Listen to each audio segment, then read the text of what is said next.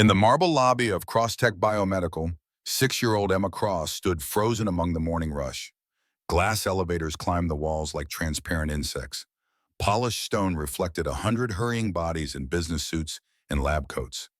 The child's mouth hung open, tears streaming down her cheeks, but no sound emerged. Not a whimper, not a gasp, just silence, stark and terrible against the echo of footsteps and the electronic chime of elevator doors. The crowd parted around her the way water flows past stone in a river. No one stopped. No one looked long enough to see the trembling in her small frame. The way her fingers clutched a stuffed rabbit so tightly the fabric bunched white around her knuckles. They had places to be, meetings to attend, innovations to pursue. A crying child was someone else's problem. A silent crying child was easier to ignore. Marcus Reed pushed his cleaning cart across the lobby floor, the wheels squeaking softly against marble. The gray janitor's uniform hung loose on his frame. He'd lost weight over the years, the kind of weight that comes off slowly when a man forgets to care about food. His mop dripped a thin trail of water behind him. He'd been invisible for so long that he'd learned to move through crowds like a ghost, present but unseen, there but not acknowledged. Then he saw her. The little girl stood 20 feet away, trapped in whatever nightmare played behind those woody, terrified eyes. Marcus stopped. His hands moved before his mind fully processed the decision. Slow, deliberate, palms open where she could see them. The signs flowed from his fingers with the muscle memory of a language he'd once taught to hundreds. You are safe. I see you. Emma's eyes locked onto his hands. The motion caught her attention the way a flame draws a moth. Her chest still heaved with silent sobs, but her gaze tracked his fingers as they formed shapes in the air between them. He signed again. Breathe with me. Count to 5. Her small hands lifted, shaking so badly the movements were barely legible. But they were there. Signs, communication, a bridge across the chasm of her terror. Scared, her fingers formed. Too loud. Marcus knelt, bringing himself to her eye level. His hands never stopped moving, a steady rhythm of reassurance. I know, but you're not alone. Watch my hands. One breath, then another. The voice tore through the lobby like a knife through silk. Heels clicked rapid fire across marble, growing louder with each step. Don't touch my child! Victoria Cross appeared like a storm given human form. Her black suit was tailored to precision, her dark hair pulled back so severely it seemed to pull her features tight with perpetual control. She covered the distance to her daughter in seconds, positioning her body between Marcus and Emma with the fierce instinct of a mother bear. Security guards materialized from their posts, hands on radios, moving to surround the scene. But Marcus didn't stop signing. His hands continued their gentle motion even as Victoria blocked his view. You are brave. You are okay. Just breathe. Then impossibly, Emma's hands appeared around her mother's side. Small fingers forming shapes Victoria hadn't seen in 2 years. He helped, Emma signed to her mother. I'm okay, Mommy. The lobby fell silent. 100 people who'd been too busy to stop for a crying child now stood transfixed, watching a 6-year-old communicate for the first time since the world learned about the Crosstech tragedy. The girl who hadn't spoken since her father died in that laboratory explosion. The daughter of the youngest biotech CEO in America, speaking without words to a janitor in a gray uniform. Victoria's hands shook as she pulled Emma close. Her eyes met Marcus's over her daughter's head. Confusion warred with something else in her expression. Suspicion. Wonder. The desperate hope of someone drowning who suddenly feels solid ground beneath their feet. How do you know sign language? The question came out sharp, defensive. I used to teach it. Marcus straightened slowly, giving the security guards no reason to escalate. His voice was quiet, carefully neutral. The voice of someone who'd learned long ago not to give anyone a reason to notice him. Emma reached toward Marcus, her small hand extending past Victoria's protective embrace. Victoria caught her daughter's wrist gently but firmly, pulling her back. But Emma kept her eyes on Marcus as her mother ushered her toward the executive elevators. The little girl watched him over Victoria's shoulder, her expression something Marcus hadn't seen on anyone's face in 6 years. Gratitude. Recognition. As if she'd seen him as a person, not just the invisible hand that cleaned the floors she walked across. The crowd dispersed. The moment dissolved into the building's routine hum. Security guards returned to their stations, though Marcus noticed the way they watched him now, hands still near their radios. He picked up his mop. The water had formed a small puddle on the marble. He cleaned it methodically, each stroke of the mop erasing evidence that he'd ever stopped, ever knelt, ever reached across the invisible boundary that separated people like him from people like them. Sometimes the people screaming the loudest are the ones standing in perfect silence. The thought surfaced in Marcus's mind as he pushed his cart toward the service elevator. You just have to know how to listen. 40 floors above the lobby, Victoria Cross stood before floor-to-ceiling windows that framed Seattle like a photograph. Her office occupied the corner of the building, positioned to capture both mountain and water views. Awards lined the walls. Forbes 30 Under 30, Innovator of the Year, Woman in Tech Leadership. Each plaque and trophy represented a milestone, a battle won, a door broken down. They should have felt like victories. Instead, they felt like headstones marking the grave of the woman she used to be. The photograph on her desk showed a different Victoria, younger by only 2 years but aged by lifetimes of grief. James stood beside her in his white lab coat, his arm around her waist, the other hand resting on baby Emma's head. All three of them were laughing. She couldn't remember anymore what had been so funny that day.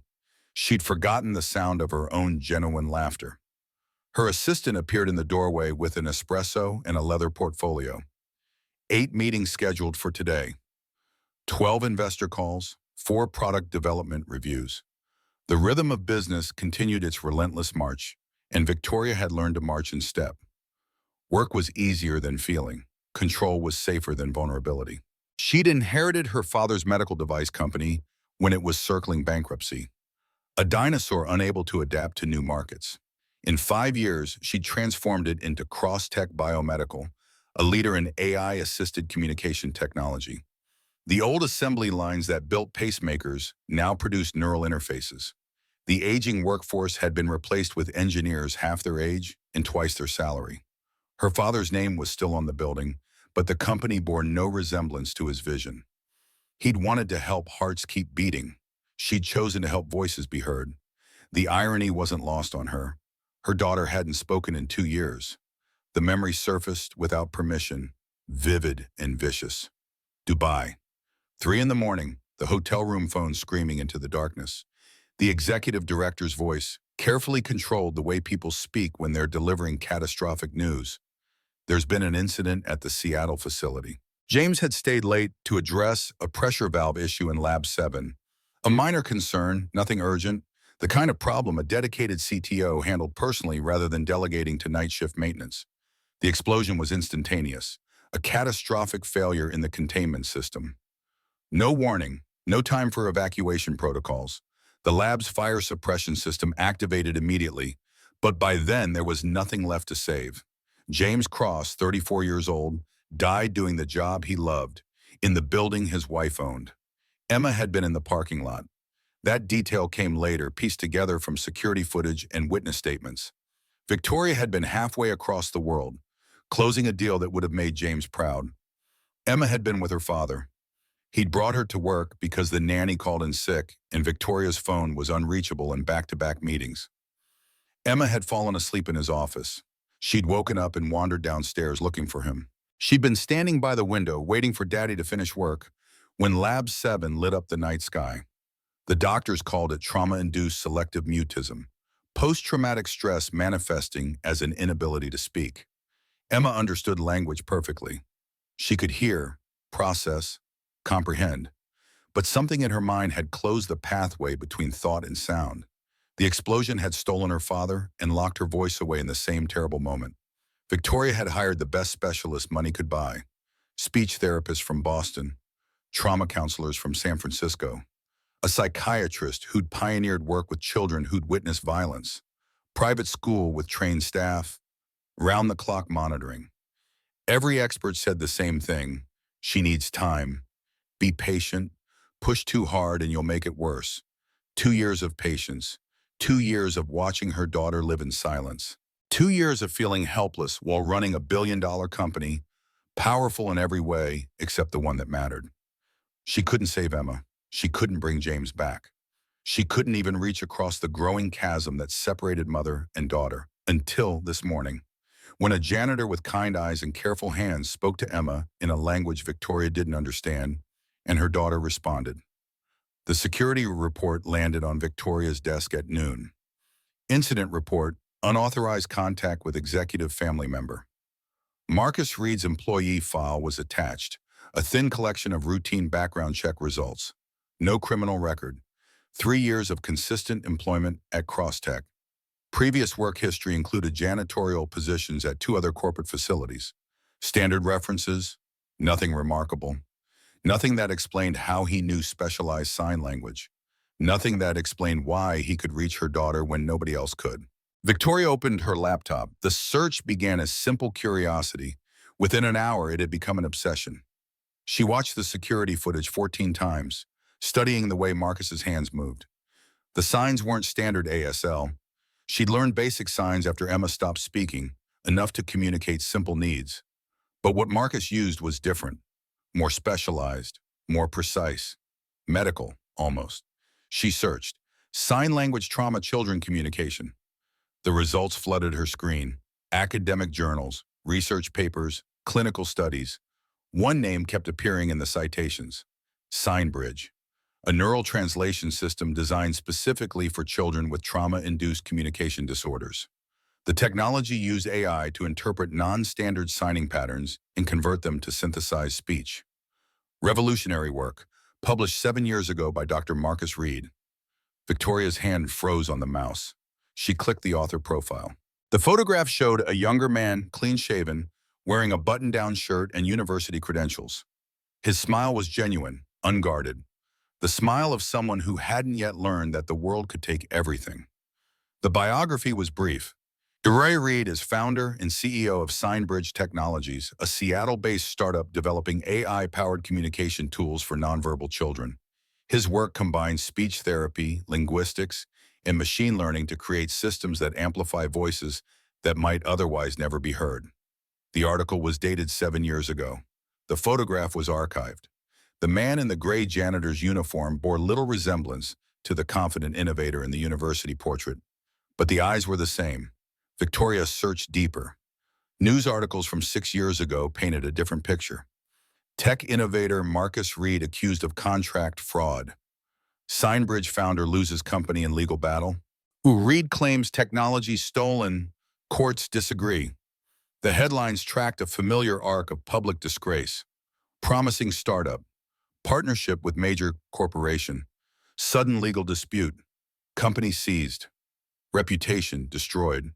The details were murky, buried in legal language and carefully worded press releases. Marcus Reed had partnered with Titan Global, a corporate giant with deep pockets and deeper reach. The partnership agreement gave Titan manufacturing and distribution rights. Then Marcus's wife died in a car accident. 3 weeks later, Titan claimed full ownership of SignBridge Technology.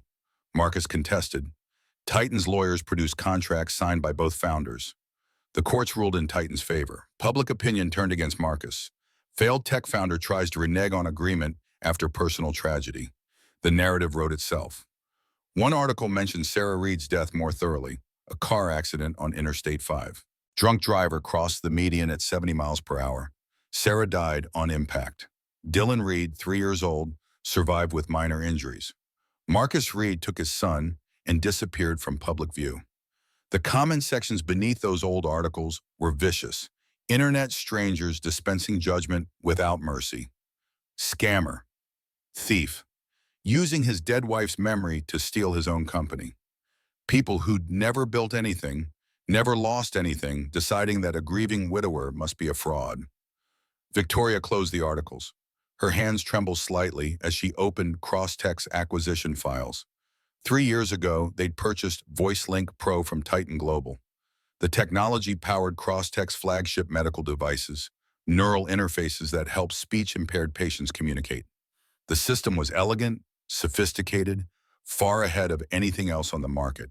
It had been instrumental in Crosstech's pivot from legacy medical devices to cutting-edge neural tech. She pulled the technical specifications, the core algorithm, the neural network architecture. Then she pulled Signbridge's original patent filing from the university database. The algorithms were identical, not similar, not inspired by, identical. The same neural pathways, the same decision trees, the same revolutionary approach to interpreting non-standard communication patterns. Just renamed, repackaged, sold under Titan's brand. Victoria sat back in her chair. The Seattle skyline blurred beyond her windows. Her company had unknowingly built itself on stolen technology. The man who'd invented it mopped the floors of the building that profited from his genius. She found the transfer contract buried in Titan's acquisition documents. The signature line showed Marcus Reed's name. The date was 3 days after Sarah Reed's death.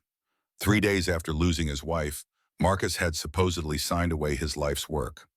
Victoria had worked enough corporate deals to recognize forgery. She pulled Marcus's signature from his original partnership agreement with Titan. Different slant, different pressure. The loop on the R formed differently. She wasn't a forensic expert, but she didn't need to be.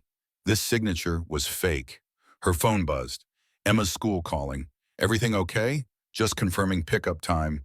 Victoria's assistant handling the call. The machinery of her carefully controlled life continuing its rotation while her world tilted on its axis. The man who mopped her floors had invented the technology that saved her company. The technology had been stolen through forgery while he was incapacitated by grief. And Victoria's company had purchased it, used it, profited from it for 3 years, never knowing the truth. She thought about Emma standing in that lobby, tears streaming in silence. She thought about Marcus kneeling in his gray uniform, hands moving with gentle precision. She thought about James dead in a lab explosion while she was 8,000 miles away. She thought about all the ways people could be stolen from you. Death, distance, silence, invisible theft executed through legal documents and corporate maneuvering. Darkness had fallen over Seattle by the time Victoria finally left her office. She sat alone in her car in the executive parking garage, engine off, hands on the steering wheel. Emma was home with the security detail and the night nanny, safe, cared for, alone in all the ways that mattered. Victoria pulled Marcus Reed's employee file up on her phone. His address was listed, worker housing complex on the city's east side, the kind of apartment building where people lived when they'd run out of better options. She started her car. The decision felt inevitable, like watching herself from outside her body, observing with detached curiosity as she made choices that would change everything. The rain started before she reached the interstate. By the time she pulled up to Marcus's building, it was pouring. She sat in her car, wipers beating rhythmically, staring at the illuminated windows of ordinary lives. Her phone showed 8 missed calls from the office, 6 urgent emails, a board member demanding a status update on the lobby incident, the machinery of crisis management churning without her. She dialed her house. Emma's night nanny answered. Is she awake? Just finishing homework, Ms. Cross. Put her on. Victoria switched to the video call. Emma's face appeared on screen, solemn and watchful. Victoria signed as she spoke. Do you want to see the man from the lobby? The one who helped you? Emma's expression transformed. The careful mask she wore constantly cracked just enough to let something through. Hope, excitement, the ghost of the child she'd been before silence claimed her. Yes, Emma signed back. He understands. 20 minutes later, Victoria pulled back into Marcus Reed's parking lot with Emma in the back seat. The rain hadn't let up. Emma clutched her stuffed rabbit and watched the building with an intensity that made Victoria's chest ache. When had her daughter become so guarded? When had anticipation become something rare enough to notice? Marcus answered the door wearing worn jeans and a flannel shirt. Confusion crossed his face, followed by concern. His eyes moved from Victoria to Emma, assessing the situation with the quick calculation of someone accustomed to unexpected trouble. Ms. Cross, is everything all right? Can we come in? Victoria heard the edge in her own voice. Not quite a request, not quite a demand. The tone of someone who'd spent too many years having doors open for her, losing the ability to ask rather than expect. I need to talk to you. Marcus stepped back. His apartment was small but clean. Books lined makeshift shelves built from cinder blocks and pine planks. Linguistics textbooks, child development journals, programming manuals. The entertainment center held a modest television and a laptop that had to be at least 10 years old. Drawings covered the refrigerator, held in place with alphabet magnets. A child's artwork showing dinosaurs and spaceships in stick figure families. "Dad, who is it?" A boy appeared from the bedroom, 8 or 9 years old, wearing a shirt with a T-Rex on the front. He stopped when he saw strangers in his living room. Dylan, Marcus's son, the one who'd survived the accident that killed his mother. He looked at Emma with shy curiosity, then his hands lifted, forming signs with practiced fluidity. "Hi, I'm Dylan." Emma's face transformed. She signed back, movements careful but eager. "I'm Emma. I like your shirt." The two children stood there, communicating in gestures while the adults watched. Marcus's expression softened in a way that made him look younger, less guarded. Victoria felt something twist in her chest. When was the last time Emma had initiated social interaction? When was the last time she'd seen her daughter smile like that? Thunder rolled across the sky. Victoria's phone buzzed with a traffic alert. Interstate 5 flooding. Bridge closure warnings. The storm system had settled over Seattle with no signs of moving on. "The bridge is flooded." Marcus was checking his own phone. "Highway 99 too. Happens every time we get rain like this. Usually takes a few hours to clear." Victoria felt trapped and grateful in equal measure. She should want to leave. She should reschedule this conversation for somewhere neutral, somewhere professional. But Emma had already moved toward Dylan's drawing table, and both children were pulling out crayons, signing rapid conversations about colors and favorite animals. "We can wait," Victoria heard herself say. Marcus made dinner from what he had: potatoes, carrots, onions, chicken stock. He moved around the small kitchen with quiet efficiency, comfortable in the domestic rhythm. Toast from day-old bread, tea brewing in mugs that didn't match. Simple food, but the apartment filled with warmth and the yeasty smell of toasting bread. Emma laughed, not with sound, of course, but her shoulders shook and her face lit up at something Dylan signed about dinosaurs and basketball. Victoria stood in Marcus's tiny living room, watching her daughter experience joy, and felt tears burning behind her eyes. They ate at the small table. Dylan told stories through signs about his school day, translating for Victoria when her limited knowledge faltered. Emma responded slowly at first, then with growing confidence. The two children built a language bridge between them with the easy grace of kids who hadn't yet learned that connection required effort. After dinner, the children curled up on the couch with a blanket and an illustrated book about space. Emma's eyes grew heavy. Dylan signed gentle commentary about the pictures until both children drifted toward sleep. Marcus and Victoria sat across from each other at the kitchen table. The rain drummed against windows. The apartment's radiator hissed softly. In the warm dimness, the barriers between CEO and janitor felt more porous. They were just two people who'd lost their partners. Two parents trying to save their children. Two survivors navigating the aftermath of theft, both the kind that took lives and the kind that took everything else. "I know who you are." Victoria's voice was quiet but firm. "I read about Sign Bridge." Marcus went still, his hands wrapped around his tea mug, but he didn't drink. He didn't look away. "Then you know more than most people do." His voice carried no anger, just resignation, the tone of someone who'd stopped fighting a long time ago. "I know what Titan did to you. Do you?" There was something sharp beneath the words now, not directed at her exactly, but present nonetheless. "Do you know what it feels like to lose everything while people call you a liar?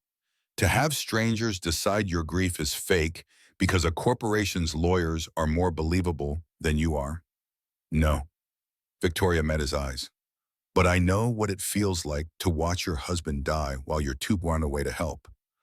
I know what it feels like to see your child disappear inside themselves and not be able to reach them. I know what it feels like to build everything you have on sand and pray the foundation doesn't collapse." Marcus looked at her for a long moment. Some of the sharpness faded. He drank his tea, set the mug down carefully. "Why are you here, Ms. Cross?" "My company uses your technology, VoiceLink Pro. We bought it from Titan 3 years ago. It powers every neural interface device we make. It's the reason Crosstech survived the pivot from medical devices to communication tech." "I know." Marcus's voice was soft. "I clean the labs where they test it. I see the devices. I read the specifications when I'm emptying the trash cans. Every night I mop floors in a building using the technology I created, sold under someone else's name. Did you know the signature on the transfer contract was forged? Marcus's head snapped up. His eyes widened. For the first time, Victoria saw genuine surprise break through his careful control. What? She pulled out the printed documents from her bag, spread them on the table. The transfer contract, the signature analysis, the comparison with his earlier signatures. She watched him study the papers, watched his hands start to shake. This isn't your handwriting. Someone forged this 3 days after Sarah died. While you were grieving, while you were barely functional, someone signed away your company in your name. Marcus stood abruptly, paced to the window, pressed his hands against the glass like he needed to feel something solid. His shoulders rose and fell with deep breaths. I always thought I must have signed it and blocked it out. I was so broken after Sarah. Those first weeks were a blur. I couldn't remember what I'd eaten, where I'd been. I thought maybe I'd been so desperate to escape, to just make it all stop, that I'd signed without understanding what I was doing. You didn't sign it. Titan stole Signbridge, and I can prove it. Marcus turned. His face was raw with something between rage and relief. The expression of someone who'd carried guilt for 6 years, suddenly discovering it wasn't his to carry. Why are you telling me this? Because it's the truth, and because my company profited from what they did to you. I didn't know, but now I do. I can't unknow it. What do you want from me? Victoria had been asking herself that same question since she got in her car. What did she want? Justice? Redemption? Absolution for building her empire on stolen ground? I don't know yet, but I can't walk away.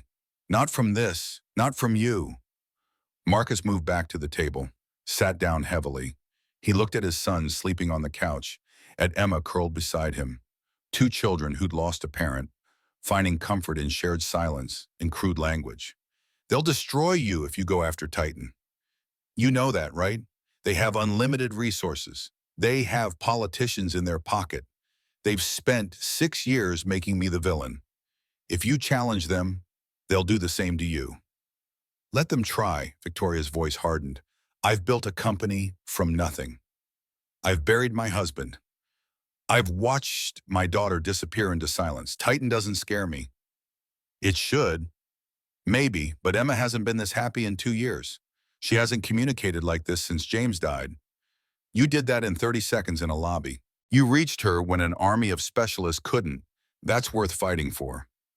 Marcus looked at her, really looked at her, not as a CEO or as the woman who employed him, but as a person, as someone who understood loss, as someone who'd also learned that sometimes the only choice left was to stop running and start fighting.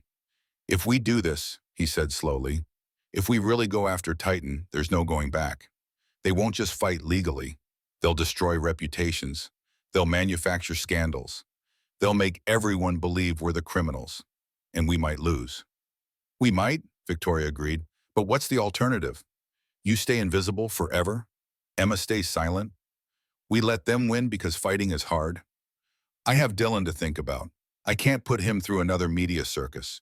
He was 3 when Sarah died, but he remembers the photographers, the shouting, the kids at school saying his dad was a thief. I can't do that to him again. Emma stirred on the couch. Her hand moved in sleep, forming signs even in dreams. Marcus and Victoria both watched her. Dylan shifted, his arm moving to rest across Emma's shoulders in an unconscious gesture of comfort. My daughter just told me with her hands that she wants to speak but can't, Victoria said quietly. She wants to tell the world what really happened in that lobby, but she has no voice. You gave the voiceless a way to speak, and they stole it from you. Maybe it's time we steal it back. The rain pounded harder. Lightning flashed, briefly illuminating the small apartment. Thunder followed, shaking the windows in their frames. Marcus stared at the forged signature on the table between them. I'll think about it, he finally said. Victoria nodded. It was enough. For now, it was enough. She gathered Emma an hour later, after the highway patrol declared the roads passable. Emma signed sleepy protest about leaving Dylan. Victoria promised they'd see him again soon. She didn't know if it was true, but she saw hope flicker in her daughter's eyes. and she would have promised anything to keep that light alive. Marcus stood in his doorway watching them go. Victoria turned back once from her car. He was still there, backlit by the warm glow of his modest apartment.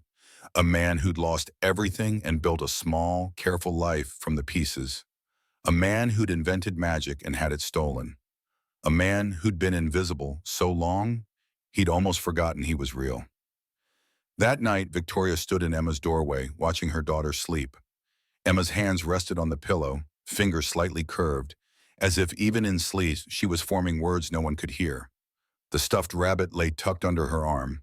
Her face was peaceful in a way Victoria hadn't seen since before the explosion. She thought about Marcus in his small apartment, about Dylan's drawings on the refrigerator, about the way both children had communicated across the silence. She thought about James, about the last time she'd seen him alive, about all the things left unsaid because she'd assumed there would be more time. She thought about the forged signature, about the technology built on theft, about the invisible man who cleaned floors in the building built on his genius. Her phone buzzed, a news alert. She almost ignored it, but something made her look. The headline punched through her exhaustion. Janitor approaches CEO's child, cross-tech employee under investigation. Below it, a 7-second video clip, security footage. Marcus reaching toward Emma in the lobby, the moment frozen in pixels.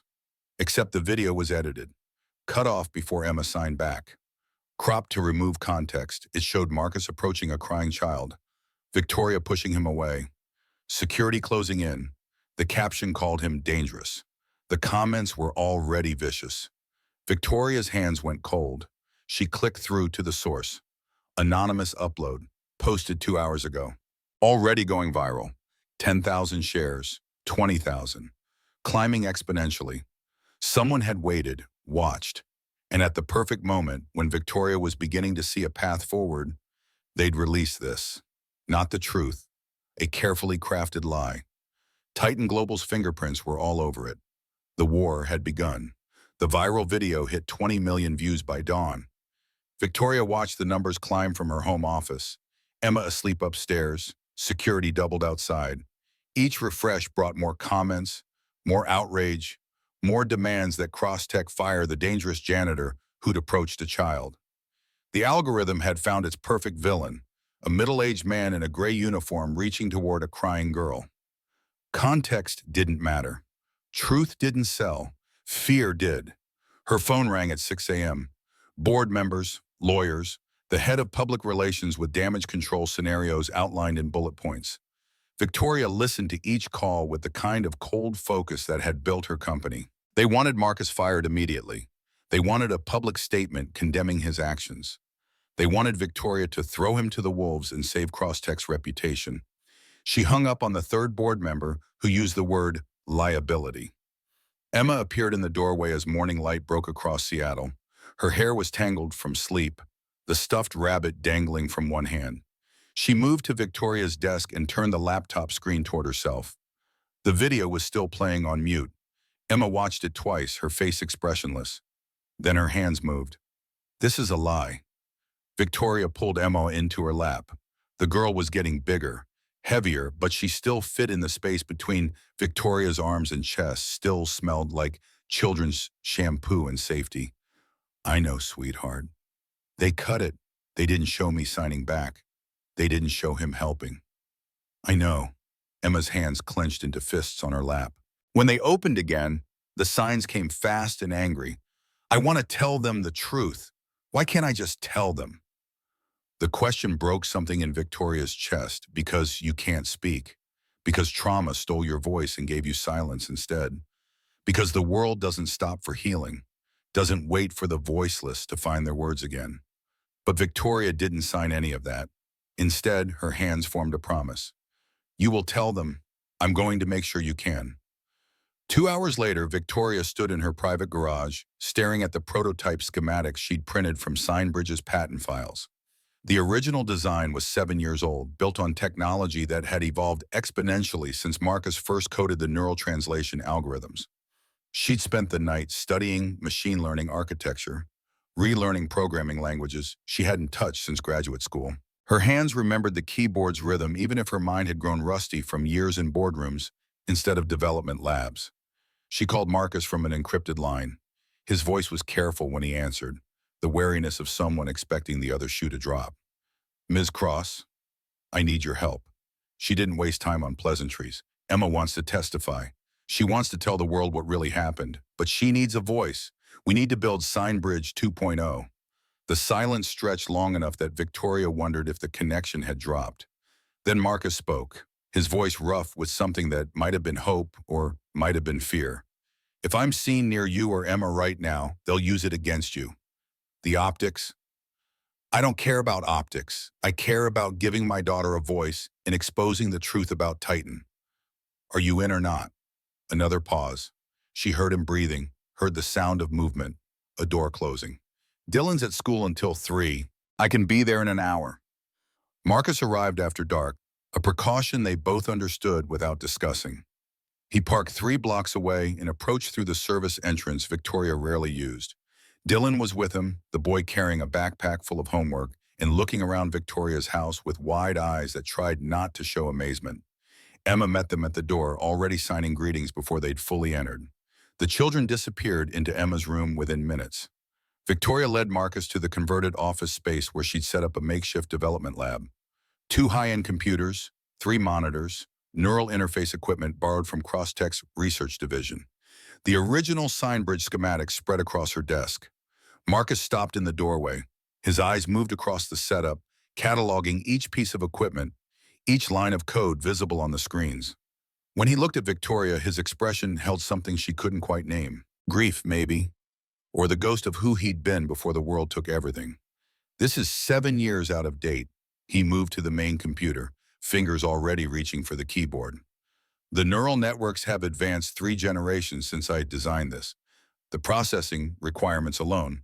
Can you update it? His hands hovered over the keys, not quite touching. Yes, but it'll take time. If we work every night for 2 weeks, maybe 3, we could have a functioning prototype, maybe. Then we start tonight.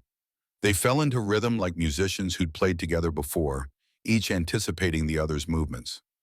Marcus coded while Victoria handled hardware integration. He explained the neural pathways in language stripped of unnecessary jargon, and she absorbed it with the quick comprehension of someone who'd built a career on understanding complex systems fast. They worked past midnight, fueled by coffee that grew cold in forgotten mugs, and the shared understanding that they were building something that mattered. Dylan fell asleep on Victoria's couch around 10, his math homework incomplete beside him. Emma lasted until 11, fighting to keep her eyes open, wanting to be part of whatever magic the adults were creating. Victoria carried her daughter to bed while Marcus covered Dylan with a blanket and dimmed the lights. When Victoria returned to the makeshift lab, Marcus was staring at the screen with the intensity of someone seeing ghosts in the code. His fingers moved across the keyboard, updating algorithms he'd written when his wife was alive, when his son was a toddler, when his future held promise instead of janitorial shifts and invisibility. This section here, he pointed to a block of code. Sarah wrote this part. She was better with the linguistic pattern recognition than I was. She understood how children's minds work, how they build language structures before they can articulate them. Victoria pulled up a chair beside him. Tell me about her. Marcus's hands stilled on the keyboard. For a moment, Victoria thought he'd refuse. Then he spoke, his voice soft enough that it felt like a confession. She taught at a school for deaf children.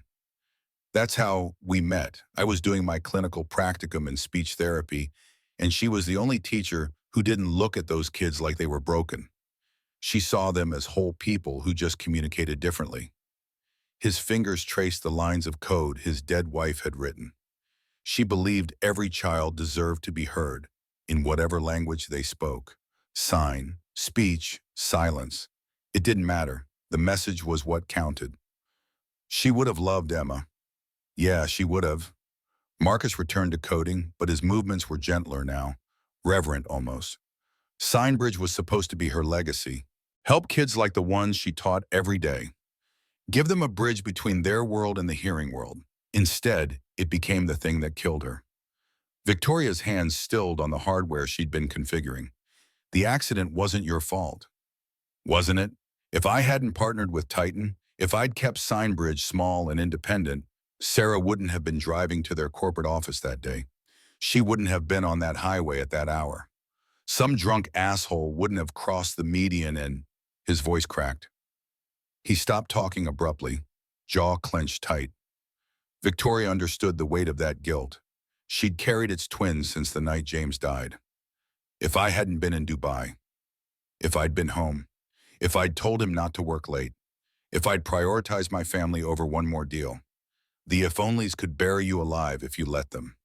My husband died because I built a company that needed him to work late fixing problems I was too far away to notice. The words came out harder than she intended. I was closing a deal that would make us millions while he was bleeding out in a laboratory explosion. I got on that plane to Dubai, knowing Emma would miss me, knowing James would handle everything alone, and I went anyway because the business needed me. Except the business didn't need me. My family did, and I chose wrong. Marcus looked at her, really looked at her, the way he had in his apartment during the rainstorm, seeing past the CEO armor to the woman drowning in guilt underneath. We can't fix the past, he said quietly, but maybe we can fix what they broke, build something that helps other people's kids, even if we can't save our own partners. Victoria nodded. They returned to work. The code compiled, the hardware integrated. Piece by piece, Signbridge 2.0 began to take shape. 3 nights later, the prototype was ready for initial testing. Marcus had reconfigured the neural networks to process Emma's specific signing patterns, accounting for the way trauma affected her gesture formation. The system was more sophisticated than the original Signbridge, faster and more intuitive. It ran on a tablet interface instead of requiring dedicated hardware. If it worked, it could be scaled, mass-produced, given to thousands of children who needed voices. Emma sat in front of the camera, nervous energy making her hands shake. Dylan stood beside her, signing encouragement. Marcus knelt by the tablet, making final adjustments. Victoria watched from behind the camera, her heart hammering with hope and terror in equal measure. "We're going to teach the computer your language," Marcus signed to Emma. "Ready?" Emma nodded, her hands lifted. Marcus guided her through basic signs. Hello, goodbye, happy, sad, scared, safe. Each time Emma signed, the AI processed her movements, learning the unique patterns of her communication. The first attempts were clunky, robotic. The synthesized voice that emerged from the tablet sounded like a text-to-speech program from 20 years ago. But after 50 signs, something shifted. The AI began to smooth the rough edges. After 100 signs, the voice sounded almost natural. After 200, it was beginning to capture inflection, emotion, the subtle variations that made language human. Emma signed, "I love you, Mommy." The tablet's voice spoke the words aloud, and Victoria's world tilted. Her daughter's voice. Not the voice Emma had lost, not the sound Victoria remembered from before the explosion, but a voice nonetheless, a bridge across the silence. Emma stared at the tablet, eyes wide. Then she signed again, faster now. "I have a voice." The synthesized speech followed immediately. "I have a voice." Emma's silent laugh shook her shoulders. She turned to Dylan and signed something complicated about dinosaurs and space and being able to talk forever. Dylan laughed and signed back, and the tablet translated both sides of the conversation in a flowing exchange that sounded almost like two children chatting naturally. Marcus stood slowly, watching his creation work the way he'd always dreamed it would. His eyes were wet. Victoria crossed the room and pulled Emma into a hug. Her daughter's hands kept moving, even pressed against Victoria's chest, signing joy and excitement into the space between them. The tablet kept translating, kept giving voice to Emma's happiness, and Victoria let herself cry for the first time since James's funeral. Dylan tackled Marcus in a hug. "Dad, you did it. You made magic." Marcus held his son, his face buried in Dylan's hair. His voice was muffled but audible. "We all did." Later, after the children had finally exhausted themselves and fallen asleep tangled together on Victoria's couch, Marcus and Victoria sat in her kitchen drinking whiskey that cost more than his monthly rent. The prototype sat on the counter between them, a testament to what they'd built together. "This changes everything," Victoria said. "With this, Emma can testify at a press conference. She can tell the world what really happened. We can expose the edited video for the lie it is." Marcus swirled the whiskey in his glass. And then Titan will come at us with everything they have. They won't let this technology exist without a fight. It's theirs now, legally if not morally. If we release Signbridge 2.0, we're opening a war on two fronts: the public court over the lobby incident and the legal court over patent infringement. Let them come. Victoria's voice was steel wrapped in silk. I've got lawyers, I've got evidence of the forged signature, and now I've got Emma's voice to prove Marcus Reed isn't a predator, he's a miracle worker. Her phone buzzed, another news alert. She almost ignored it, but Marcus's expression made her look. The headline drained blood from her face. James Cross under investigation for corporate espionage before death. The article was time-stamped 30 minutes ago. Major outlets had already picked it up. Documents leaked to the press showed James Cross allegedly stealing Crosstech trade secrets in the months before his death. Email correspondence, file transfer logs, meeting notes suggesting he planned to sell proprietary technology to competitors. Every document was a forgery. Victoria knew it the way she knew her own heartbeat. James had been many things: brilliant, obsessive, occasionally arrogant, but never disloyal, never a thief. He'd built Crosstech beside here, believed in the mission as deeply as she did. But the documents looked real. Sophisticated forgeries designed to pass initial scrutiny. By the time forensic analysis proved them fake, the damage would be done. James's reputation would be destroyed. Crosstech's integrity would be questioned. Victoria would be painted as either complicit or catastrophically incompetent. Titan was burning down everything she'd built to protect their theft of Signbridge. Marcus read the article over her shoulder. This is what they do. They did it to me with the contract fraud accusations. They're doing it to James now that he can't defend himself. By tomorrow, there will be more documents, more anonymous sources, more carefully crafted lies that sound plausible enough to stick. Victoria's hands clenched around her phone hard enough to make the case creak. They're using my dead husband as a weapon against me. Yes. Because I threatened to expose them. Yes. Because you and I decided to fight back instead of staying quiet. Marcus met her eyes. We can still stop. I can disappear again. You can issue a statement condemning me, cut all ties, protect Crosstech.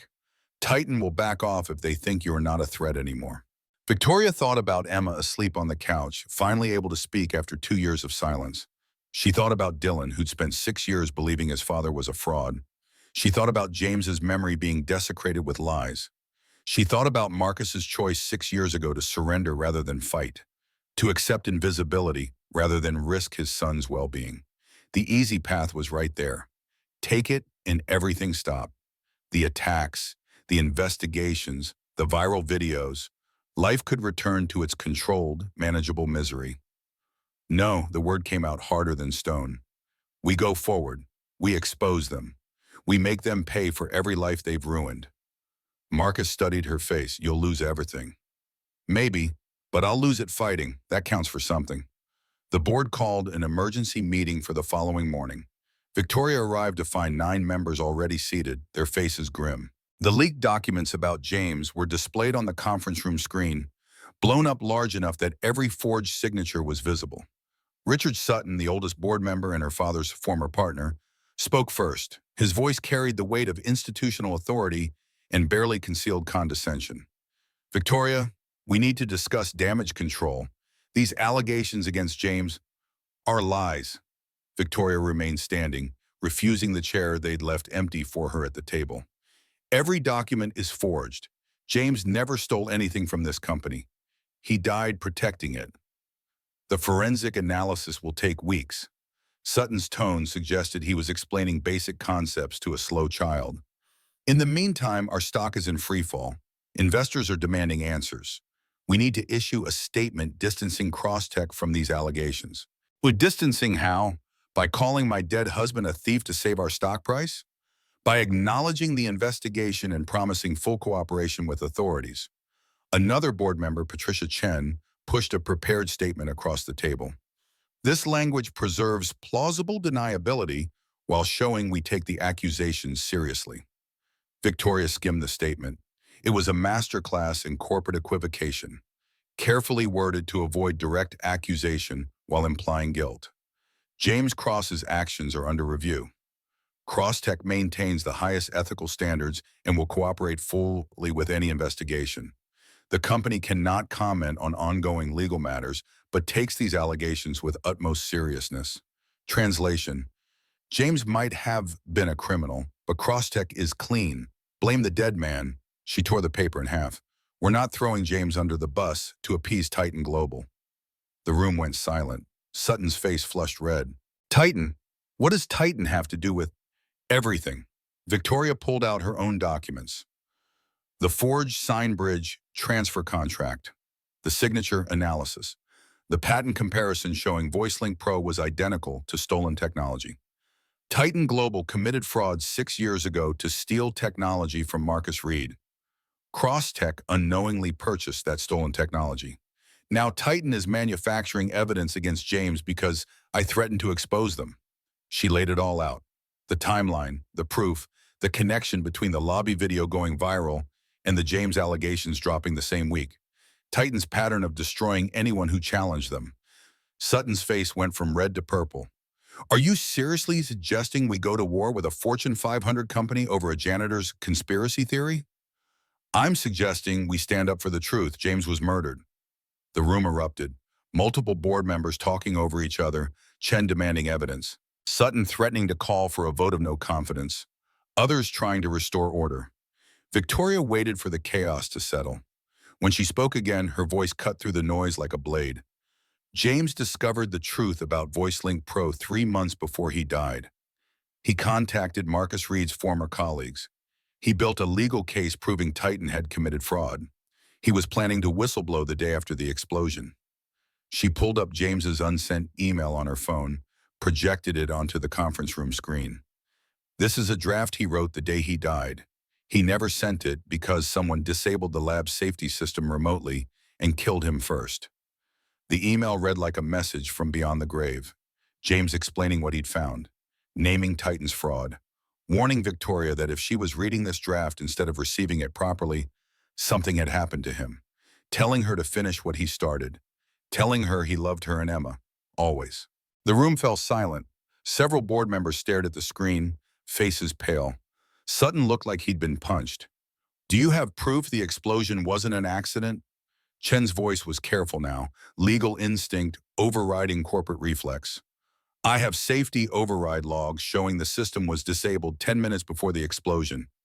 I have James's research into Titan's fraud. I have a pattern of Titan destroying everyone who threatens their stolen technology. I don't have a smoking gun, but I have enough to demand an FBI investigation. And if you're wrong, Sutton had recovered his authoritative tone. If this is grief and paranoia instead of evidence, you'll destroy Crosstech pursuing a vendetta against our largest technology partner.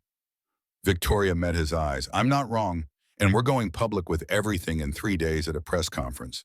Emma will testify using the Signbridge prototype Marcus and I built.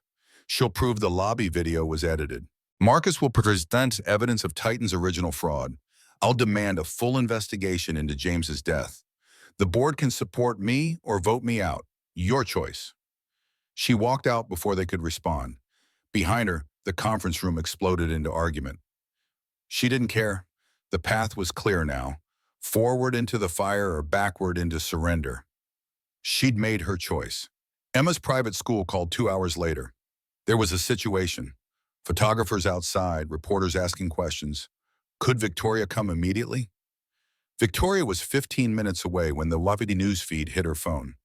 Emma stood on the school's front steps, surrounded by cameras and shouting reporters. The little girl's face was pale, her hands pressed over her ears against the noise. Teachers tried to create a barrier, but the press pushed closer, microphones extended, questions overlapping into meaningless roar. Traffic was gridlocked. Construction on Fifth Avenue had narrowed 3 lanes to 1. Victoria watched helplessly from her car as the feed showed her daughter frozen in terror, trapped by the very people who'd called Marcus dangerous for approaching her in a quiet lobby. Then Marcus appeared on screen. He pushed through the crowd, moving with purpose and zero concern for the cameras turning his direction. Security guards tried to intercept him, but he brushed past them like they were cobwebs. He reached Emma and dropped to one knee, blocking her from the cameras with his body. His hands moved in signs Victoria could see even on the small phone screen. Breathe with me. You're safe. Emma's eyes locked onto his, her hands lowered from her ears. She signed back. I'm scared. I know, but I'm here. Just breathe. The crowd pressed closer.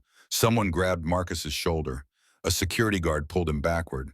Marcus didn't resist, but his eyes never left Emma. His hands kept signing even as they dragged him away. You're brave. You're safe. The image captured everything. A child reaching for the man being restrained. A mother's car visible at the edge of the frame, blocked in traffic, too far away to help. The raw injustice of it crystallized in a single moment. Victoria abandoned her car in the middle of the street and ran. Her heels slowed her down and she kicked them off, sprinting the last 3 blocks in stockings that shredded on the pavement. By the time she reached the school, Marcus was on the ground with security holding him down. Emma stood above him, signing frantically to teachers who didn't understand. Victoria shoved through the cameras. Reporters shouted questions she ignored. She reached Marcus and extended her hand. He looked up, surprised. She pulled him to his feet in full view of every camera, every lens, every reporter hungry for the next viral moment. This man saved my daughter twice. Her voice carried across the crowd, amplified by the dozen microphones pointed her direction. His name is Marcus Reed, and he's not a predator. He's a hero. The cameras exploded with flashes. Victoria kept Marcus's hand in hers, kept her eyes locked on his, and let the world see exactly where she stood. That night, the image went viral for different reasons than the lobby video. CEO defends disgraced janitor. Victoria Cross stands by controversial employee. Crosstech in crisis leader backs accused man. The narrative was shifting, fragmenting, losing the clean simplicity of villain and victim. Marcus sat in Victoria's kitchen while Dylan and Emma played upstairs, their laughter drifting down through the floorboards. His wrist bore bruises from where security had restrained him. Victoria had insisted on ice and anti-inflammatory medication, and now they sat in the strange intimacy of shared combat, survivors of the same battle. You shouldn't have done that. His voice held no accusation, just weariness. Now they'll come after you harder. They were already coming after me. At least this way I'm not hiding.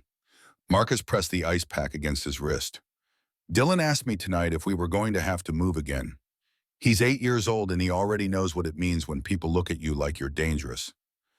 Emma stopped speaking because she saw her father die. Both our kids have been through more than children should survive. Maybe it's time we stop running from the people who hurt them and start fighting back. Fighting back gets people killed. The words came out flat, haunted. James fought back. Look what happened to him. Victoria's hands tightened around her coffee mug. You think Titan killed James? I think James asked questions about technology they'd stolen. I think he threatened to expose them. I think 2 weeks later he was dead in an explosion caused by safety systems that mysteriously failed. Marcus looked at her. I think if we push hard enough, they'll do the same to us. Then we push harder than they can handle. We go public before they can prepare. We get the evidence in front of enough people that killing us would only prove we're right. That's not how corporate warfare works. They won't kill you. They'll destroy your reputation, drain your resources, make your life so unbearable that you'll beg them to stop. They'll go after Dylan, after Emma, after everyone you love until you have nothing left to protect. Victoria stood and moved to the window. Outside, Seattle's lights spread across the darkness like stars fallen to earth. Her city, her company's headquarters visible in the skyline, a monument to everything she'd built, everything she stood to lose. James left me a message. Her reflection in the glass looked older than 32. In that email draft, he said if I was reading it instead of receiving it properly, I'd know what happened to him. He told me to finish what he started, make them pay. Those were his exact words.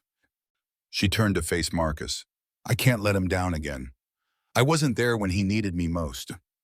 I can be there now, even if it's too late for him. Marcus was quiet for a long moment. Then he set down the ice pack and stood. If we're doing this, we need to be smart. Titan's already playing dirty with the James allegations. They'll keep manufacturing evidence until something sticks. We need to move faster than they can respond. The press conference is in 3 days. Emma's ready to testify with the prototype. Are you? I've been ready for 6 years. I just needed someone to stand beside me. They looked at each other across Victoria's expensive kitchen, two people who'd lost everything and found each other in the ruins. The air between them felt charged with possibility and danger in equal measure. Victoria took a step closer. Marcus didn't move away. Thank you. Her voice was softer now. For saving Emma today. For building this with me. For not running when running would have been easier. Thank you for seeing me. Marcus's response was equally quiet. For 6 years I've been invisible. You looked at me and saw a person worth fighting for. That's not something I can repay. You already did. You gave Emma her voice back. The moment stretched. Victoria was aware of everything. The distance between them, the way Marcus's eyes held hers, the slight lean of his body toward her like gravity pulling planets into orbit. Her heart hammered against her ribs. She hadn't felt this kind of pull since before James died. Hadn't let herself feel anything except grief and guilt in the crushing weight of responsibility. She stepped back.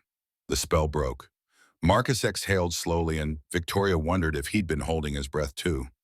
I should get Dylan home. His voice was rough. School tomorrow. Victoria nodded, called the children down, watched Marcus and Dylan drive away into the night, their taillights disappearing around the corner. Emma stood beside her in the doorway, signing a question Victoria almost didn't want to answer. Do you like Mr. Marcus? The truth was complicated. Yes, no, maybe. I don't know if I'm allowed to like anyone who isn't James. I don't know if moving forward means betraying backward. I don't know if this feeling is real or just trauma bonding with the first person who understands loss the way I do. Victoria signed back. He's a good man helping us. That's all.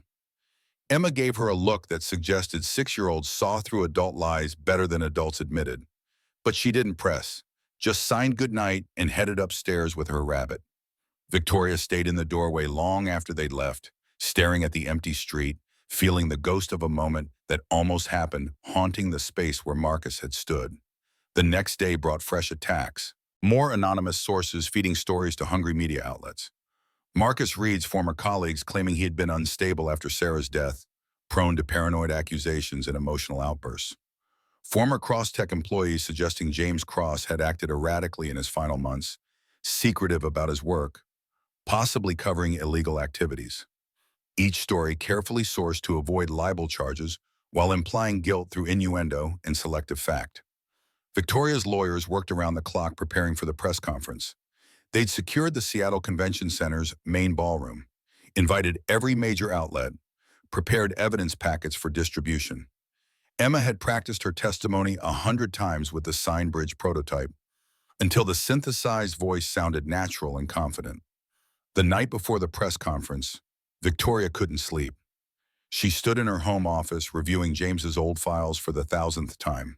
His research into VoiceLink Pro, his notes on the SignBridge patents, his correspondence with former Titan employees who'd grown consciences and wanted to talk. One email caught her attention. She'd missed it before, buried in James's drafts folder. Addressed to Marcus Reed. Never sent. Dated 2 weeks before the explosion. Mr. Reed, I know what they did to you. I have proof. SignBridge was stolen and my company has been profiting from that theft. I can't undo the past, but I can help you fight for the future. I've compiled evidence of the forged transfer contract and Titan's fraud. I'd like to meet and discuss how we can expose this together. My wife Victoria doesn't know about this yet. I wanted to verify everything before involving her. If you're willing to fight again, I'm willing to stand beside you. You deserve justice. Sarah deserves justice. Let's make sure they get it. James Cross. Victoria read it 3 times. James had known. He'd found Marcus, found the truth, built a case. He'd been planning to approach Marcus directly, to stand up against Titan, to risk everything for someone he'd never met whose technology had been stolen. Her husband had been a hero, and Titan had killed him for it. She forwarded the email to her lawyer with instructions to include it in tomorrow's press conference materials. Then she called Marcus. He answered on the second ring, voice alert despite the late hour. Victoria, what's wrong? James knew about you, Before he died, he'd found evidence of the fraud. He was planning to contact you, to help you fight Titan. They killed him to stop it. The silence on the other end stretched long enough that Victoria thought the connection had dropped. Then Marcus spoke, his voice thick with emotion. He died trying to help me. He died trying to do what's right, just like we're doing now. Victoria, if they killed James for this, they won't hesitate. I know. But we're not stopping. We're going to that press conference tomorrow. We're going to tell the truth, and we're going to make sure James's death meant something. Marcus was quiet for a moment. Then, okay, we finish this. For James, for Sarah, for every person they've destroyed. For Emma and Dylan, so they grow up in a world where speaking truth doesn't get you killed. They said goodnight. Victoria returned to James's files, reading through his research with fresh eyes. Her husband had been brilliant and careful and brave. He'd known the risk. He'd chosen to fight anyway. Now it was her turn to carry that fight forward. Tomorrow the world would hear Emma's voice. Tomorrow Marcus would reclaim his stolen creation. Tomorrow Titan would learn that some things couldn't be buried under lies and forged documents and corporate power. Tomorrow, the war truly began. But tonight, Victoria allowed herself to feel something besides grief when she thought about James. Pride, gratitude, the kind of love that survives death and transforms into purpose. She fell asleep at her desk. James's research spread before her, the sound of Emma's synthesized voice still echoing in her memory. I have a voice. I have a voice. I have a voice. The truth would not stay silent anymore. Week 8 arrived with legal documents delivered by courier. Nathan signed for the envelope at Victoria's front door, recognizing the law firm letterhead before opening it. The petition for emergency guardianship named Janitor-His as proposed guardian, citing Victoria's isolation, questionable judgment in hiring caregivers, and alleged mental incompetence.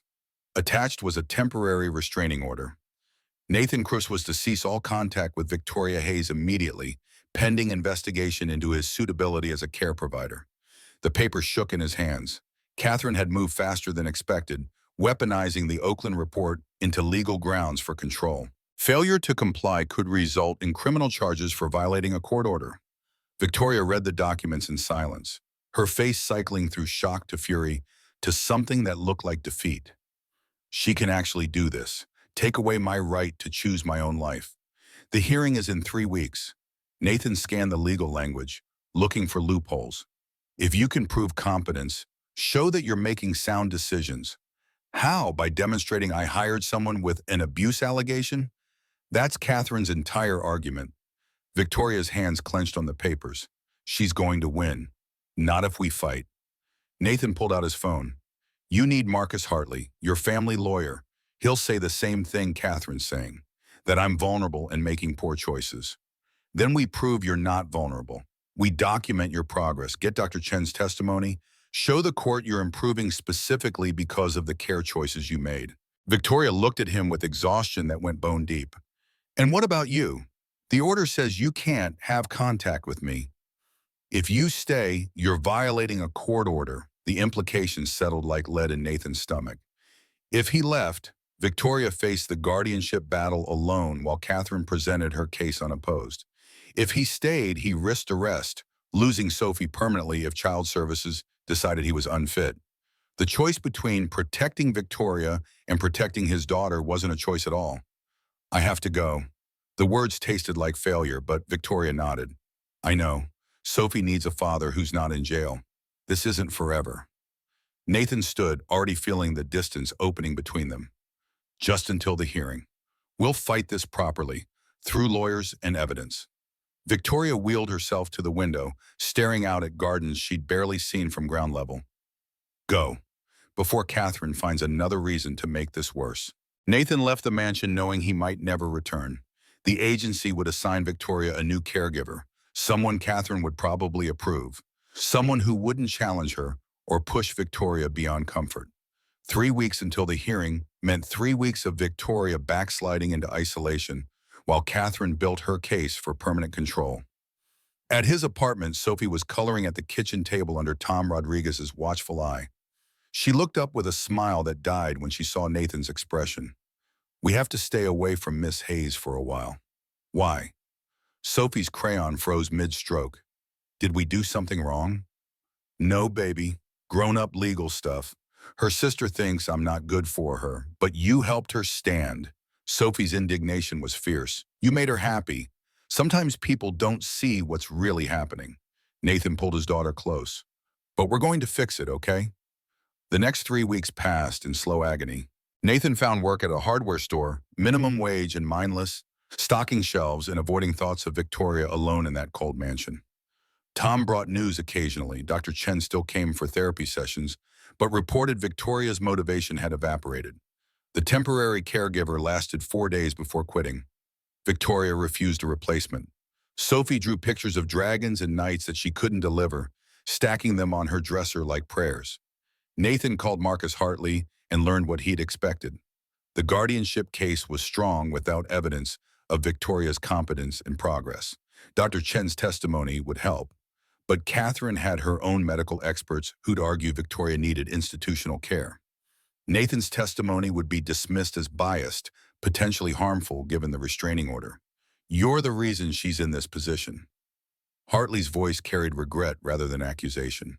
If you'd never been hired, Catherine wouldn't have grounds for the mental incompetence claim, so I destroyed her life by trying to help it. You both made choices that seemed right at the time. Now we deal with consequences. 2 weeks before the hearing, Nathan received a call from an unknown number. Victoria's voice came through shaky but determined. I'm not supposed to be talking to you, but I needed you to know I'm working. Every day. The standing practice, the frame walking, everything. If I can show the court I'm improving, maybe they'll see Catherine's wrong. You're doing this alone? Dr. Chen helps when she comes, but mostly yes. I have to prove I can be independent. Be careful. Nathan's chest tightened. You could hurt yourself without proper support. I've hurt myself plenty with proper support. At least this time I'm choosing it. Victoria paused, and Nathan heard something in the silence that sounded like longing. Sophie okay? She misses you. Draws you pictures every day. I miss her too. Both of you. This house is too quiet without her stories and your terrible jokes. They're not terrible. They're dad jokes. There's a difference. The laugh Victoria gave him was worth risking the phone call. Nathan, when this is over, regardless of how it goes, thank you for seeing me as more than my limitations. You never had limitations, just circumstances you're learning to navigate. After hanging up, Nathan stared at his phone for a long time. 3 weeks ago, Victoria couldn't stand without support. Now she was attempting frame walking alone in that mansion, driven by desperation to prove herself worthy of autonomy. The image of her falling without anyone to help made his hands shake. Tom found him on the apartment steps that evening, staring at nothing. You look like a man who's lost something important.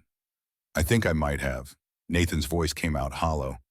I came to help her, and instead I made everything worse. You gave her reason to fight. Tom settled onto the step beside him. Before you showed up, she'd given up. Now she's working herself into the ground trying to prove she deserves freedom. That's not worse. That's what hope looks like when it's desperate. What if she loses? What if Catherine wins and locks her away somewhere? Then you figure out the next fight. But Nathan, Tom's weathered hand gripped his shoulder. Maybe the fight isn't just about Victoria keeping her freedom. Maybe it's about you both figuring out what you're willing to risk for each other. The words settled into Nathan's bones and stayed there, growing heavier as the hearing date approached. The night before court, Sophie climbed into his bed around midnight, unable to sleep. What if they say Miss Hayes has to go away? Then we find ways to visit her. Nathan pulled his daughter close. But I think she's stronger than people realize. She might surprise everyone. She's the strongest person I know. Except you, Daddy. Why except me? Because you're the strongest person in the whole world. Nathan held his 7-year-old and hoped she'd never learn how fragile strength actually was, how easily it could shatter under the weight of impossible choices. The courthouse was modern glass and steel, nothing like the warm, wood-paneled buildings from TV shows. Nathan arrived early with Sophie and Tom, finding seats in the gallery while lawyers gathered at their tables. Catherine sat perfectly composed in designer armor, her attorney a sharp-eyed woman who looked like she'd never lost an argument. Marcus Hartley shuffled papers at the defense table, competent but outmatched. Victoria entered last, wheeled in by Dr. Chen, wearing a simple dress that somehow made her look both vulnerable and fierce. She didn't look at Nathan, keeping her gaze straight ahead as Chen positioned her wheelchair at the defense table. The distance between them felt measured in miles rather than courtroom feet. Judge Thompson entered, a woman in her 60s with the expression of someone who'd heard every manipulation and lie the legal system could produce. She surveyed the courtroom before speaking. This is a guardianship hearing for Victoria Hayes. Ms. Catherine Hayes seeks emergency guardianship citing mental incompetence and vulnerability. Let's proceed. Catherine's attorney opened with surgical precision. May it please the court, the evidence will show that Victoria Hayes, while physically disabled, has demonstrated a pattern of poor judgment that endangers her well-being. She has isolated herself, refused professional medical care, and formed inappropriate attachments to unqualified caregivers. The attorney presented the Oakland report, police photographs, and all, making Nathan's dismissed case sound like proof of predatory behavior. She called a neuropsychologist who testified about isolation's effects on judgment, noting that Victoria's withdrawal from social contact suggested possible depression and impaired decision-making capacity. Catherine took the stand wearing an expression of pained concern. I love my sister. Since our parents died, I've tried to protect her, especially after the accident. But Victoria refuses help. She's gone through 24 caregivers in 8 months because she can't maintain healthy professional relationships. Her attorney guided Catherine through a narrative of rejection and poor choices, culminating in Nathan's hiring. You discovered Mr. Cross had a history of abuse allegations? Yes. My private investigator found police reports from Oakland. When I showed Victoria, she refused to dismiss him. That's when I knew her judgment was too impaired for her to protect herself. The words painted Victoria as helpless prey and Nathan as predator, twisting 3 weeks of hard-won progress into evidence of manipulation. Nathan's hands clenched until Tom placed a steadying grip on his shoulder. Hartley's cross-examination barely dented Catherine's composure. When asked if Victoria had made measurable physical progress, Catherine admitted improvement, but attributed it to Dr. Chen's expertise rather than Nathan's involvement. When questioned about alternative care options, Catherine presented brochures for expensive facilities with full medical staff. Your sister could receive this level of care at home with proper support. She's tried that. Catherine's voice carried practiced patience. 24 failed attempts. At some point, we have to accept she needs more structured intervention. The morning session ended badly. Nathan could read it in Hartley's expression, in the way Dr. Hero. Chen's jaw tightened, in Victoria's rigid posture as they wheeled her to a private room during recess. He wanted to go to her to offer some reassurance, but the restraining order kept him anchored to his seat while Catherine's attorney built walls around Victoria's freedom. The afternoon brought the defense's case. Hartley called Dr. Chen first, who testified about Victoria's remarkable progress over 8 weeks. Her core strength has improved 40%. Standing duration went from 0 to sustained periods exceeding 1 minute. These gains directly correlate with Mr. Cross's tenure as her caregiver.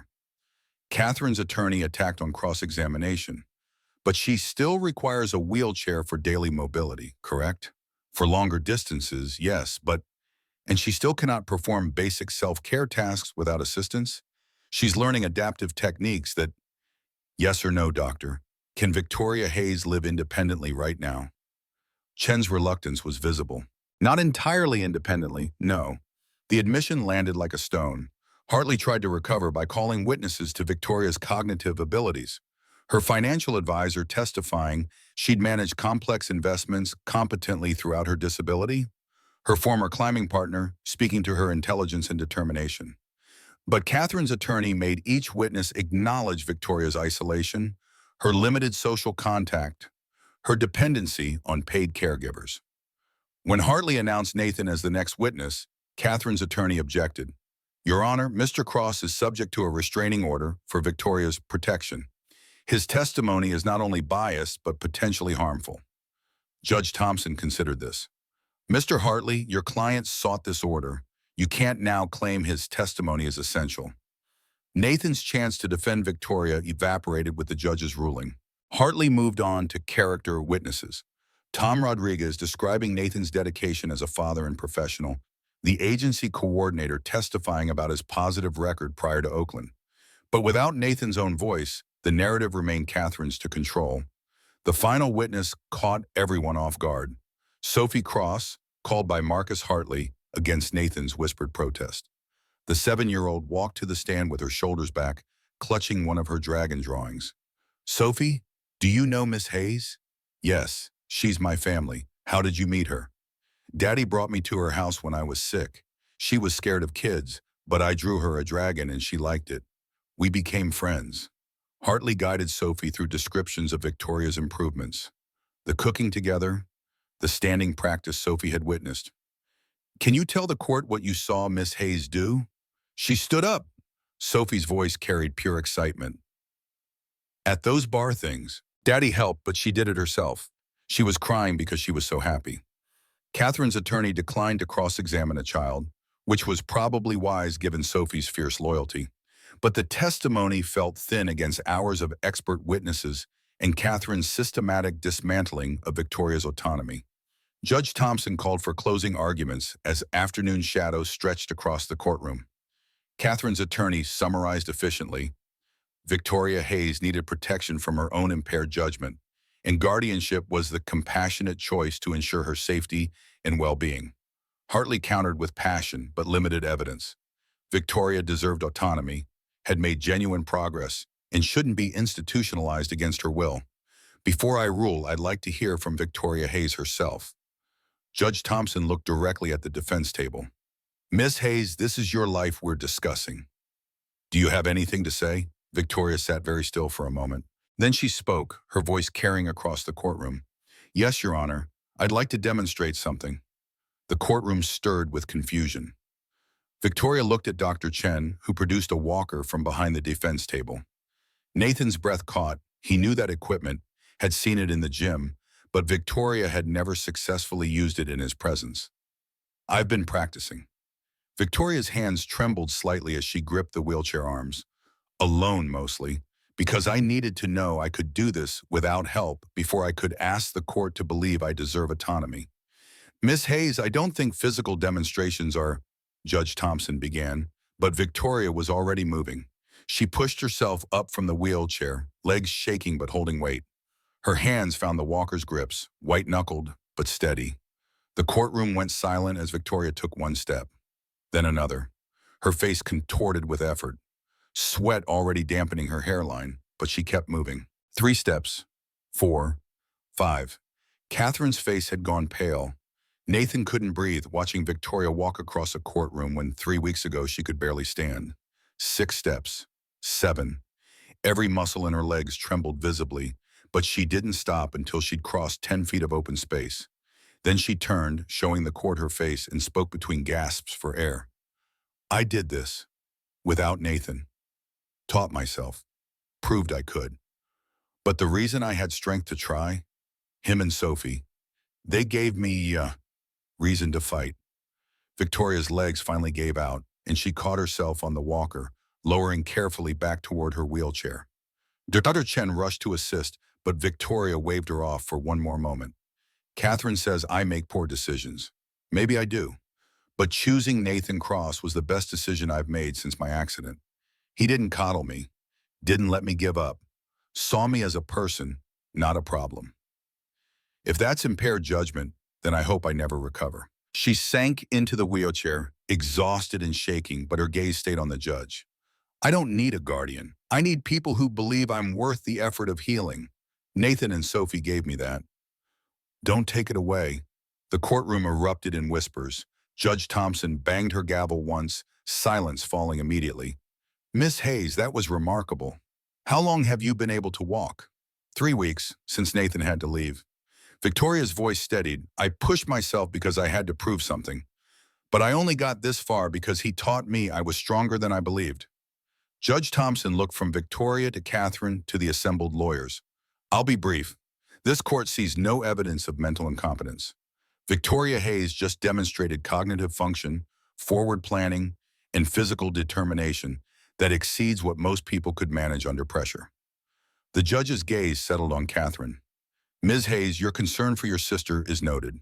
But concern doesn't justify removing someone's fundamental rights. Victoria has shown she's making informed decisions about her care, decisions that are producing measurable results. Guardianship petition denied. Victoria Hayes retains full autonomy over her medical care, living situation, and personal relationships. The gavel's crack was final. Catherine stood abruptly and left without a word, her attorney gathering papers in stiff silence. Victoria sat very still, as if afraid to believe the ruling was real. Nathan moved before thinking, the restraining order now void, crossing the courtroom to kneel beside her wheelchair. You walked. All this time you were learning to walk. I needed to prove I could do it alone. Victoria's eyes were wet. Before I could ask you to stay. Outside the courthouse, afternoon sun painted everything golden. Tom waited with Sophie, who launched herself at Victoria the moment they emerged. You walked in there. I knew you could do it. Victoria caught the little girl in a careful hug. I couldn't have done it without your dragon drawings giving me courage. Sophie beamed, then turned to Nathan with sudden seriousness. Daddy, can we go home now? To Miss Hayes' house? That depends on Miss Hayes. Nathan looked at Victoria, the question hanging unspoken between them. Actually, there's something I need to do first. Victoria's voice was steadier now, though exhaustion lined her face. Nathan, you're fired. His heart stopped. What? Effective immediately, I'm terminating your employment with the agency. Paperwork will be filed tomorrow. Nathan couldn't form words. After everything, after the courtroom and the walking and the declaration that hiring him was her best decision. Because you can't be my employee anymore. Victoria's expression was vulnerable beneath the determination. The court just ruled our relationship was appropriate, but it won't stay that way if you're working for me. Power imbalance. Exploitation concerns. Catherine will find another angle eventually. So you're firing me to protect us both. I'm firing you so we can be equals. Victoria reached for his hand, so I can say what I should have said weeks ago. I love you. I love Sophie. You make me want to live instead of just exist. And I don't want to lose that because of professional boundaries. Nathan's throat was too tight for speech. He dropped to one knee beside the wheelchair, holding her hand in both of his. I love you too. The words came out rough. Both of us do. But Victoria, I have nothing to offer except everything I need. Victoria's voice was fierce. You offer partnership, belief, family. That's worth more than anything money can buy. Sophie launched into a victory dance. I told Daddy to kiss you weeks ago, Tom laughed from his respectful distance. Kids got good instincts. Nathan leaned in, careful of the wheelchair between them, and kissed Victoria properly for the first time. The courthouse steps were hardly romantic, and curious onlookers definitely watched, but nothing in his life had felt more right than this moment. When they finally broke apart, Marcus Hartley approached with an envelope. Victoria, there's something I need to give you. Your father left instructions when he died. A letter to be delivered when you'd found someone worthy of your heart. I believe that time is now. Victoria took the envelope with shaking hands, Nathan reading over her shoulder as she unfolded pages written in elegant script. Victoria, my brave girl, if Marcus is giving you this, it means you found someone special. Someone who sees past your fierce exterior to the kind heart underneath. Don't be afraid to love them. Don't let fear of loss keep you from joy. The strongest people are those who risk their hearts after being broken. I'm proud of you for trying. Love completely and without reservation. That's the only way to truly live. Your mother would be proud too. We both love you, always, Dad.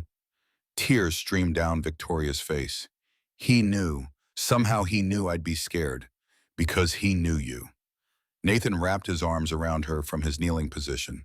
And he was right, you're brave enough for this. They stayed like that for a long moment, Sophie joining the hug from the other side, Tom watching with unmistakable affection. Finally, Victoria straightened and wiped her eyes.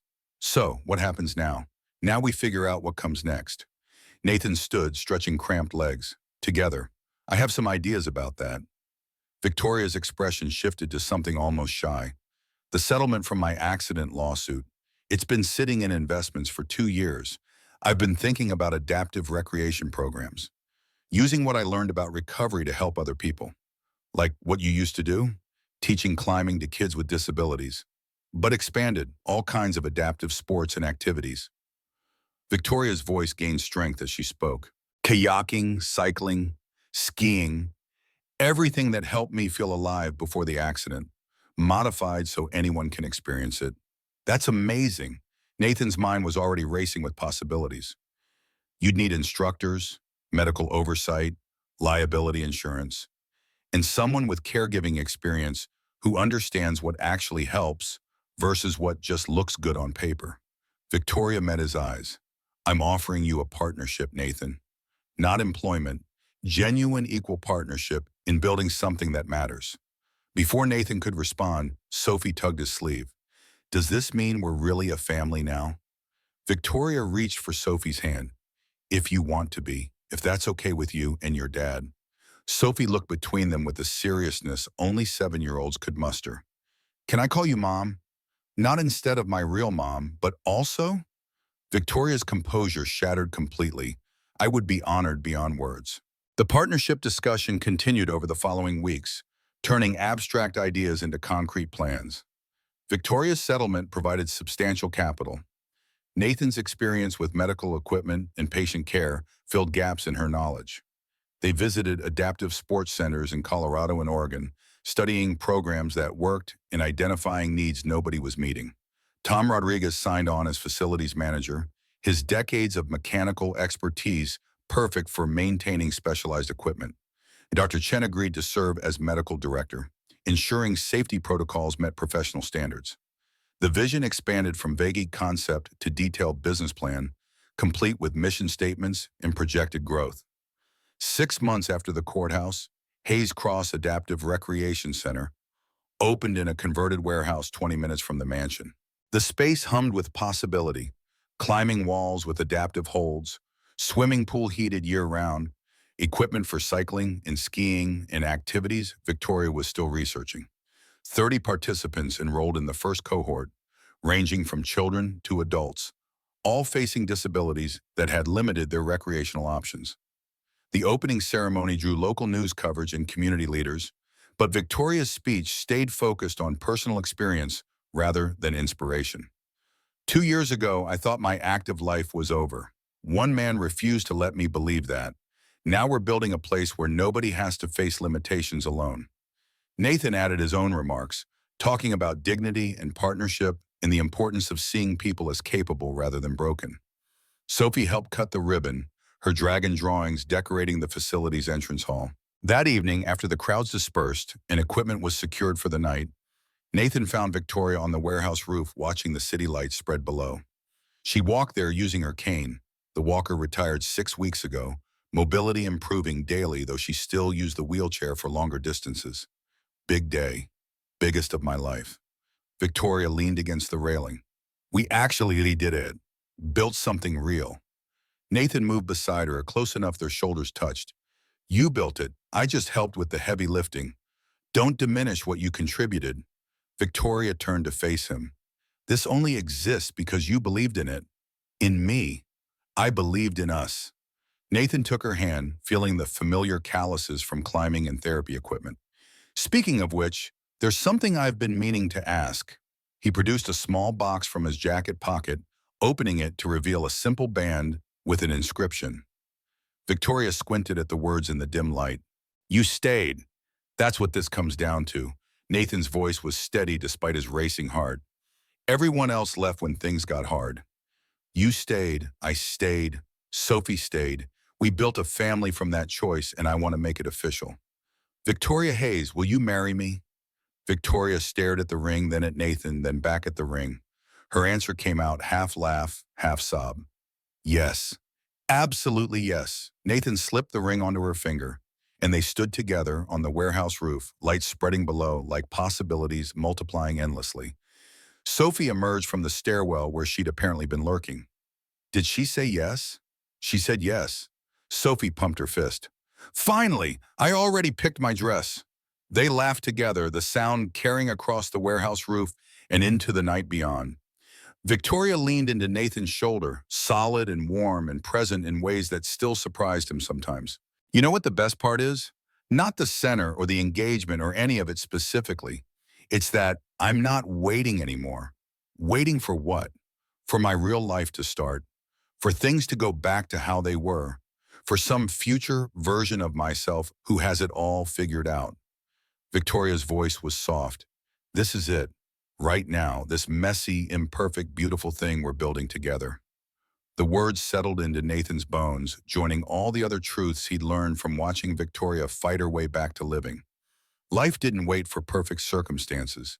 It happened in the choosing, the showing up, the refusing to quit even when quitting looked rational. A year later, on the center's anniversary, Catherine attended the celebration. She approached Victoria stiffly, the distance between them measured in months of silence. You've done well here. We've done well. Victoria gestured to include Nathan and Sophie and the entire operation. All of us together. Catherine's expression softened incrementally. I was wrong about Nathan, about your judgment, about what you needed. I thought I was protecting you. You thought you were controlling me. Victoria's voice was firm but not cruel. There's a difference, I see that now. Catherine glanced at the ring on Victoria's finger. He's good for you, they both are. The acknowledgement cost her, which Victoria recognized and appreciated. Thank you for coming. After Catherine left, Tom Rodriguez appeared with knowing grin. That looked painful for her. Growth usually is. Victoria watched her sister's Mercedes pull away, but necessary. The center's second year brought expansion, satellite programs in 3 cities, partnerships with hospitals and rehabilitation facilities, recognition from national adaptive sports organizations. Victoria traveled for speaking engagements, Nathan managed day-to-day operations, and Sophie started volunteering as a junior instructor's assistant. Their wedding took place on the warehouse roof where Nathan had proposed, surrounded by family and friends and participants whose lives had changed through the program. Sophie served as both flower girl and ring bearer, insisting on wearing dragon wings over her dress. Tom walked Victoria down the aisle, her father's role claimed by the man who'd supported their family through every challenge. The ceremony was simple, vows written by the couple and delivered without professional polish. Nathan promised to stay even when things got hard, to believe in Victoria when she couldn't believe in herself, to build a life worthy of Sophie's trust.